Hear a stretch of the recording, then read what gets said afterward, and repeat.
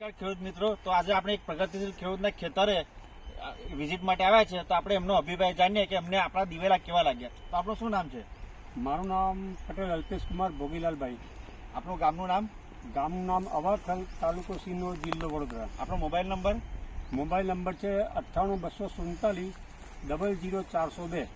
બરાબર. તો આપણે આપણા દિવેલા જે તમે અવની 11+ બનાવ્યા છે, આપણે કઈ વેરાયટી બની? પહેલાં તો એ ખેડૂતોને કહો. મેં 10 વીંગા અવની 11+ વાયેલા છે. બરાબર. તો તમને આ દિવેલામાં શું ખાસિયત લાગે છે? આ દિવેલાની ગોળની માળા મોટી છે સરવાળે, અને એમ વજનદાર બી છે વજનમાં. બરાબર.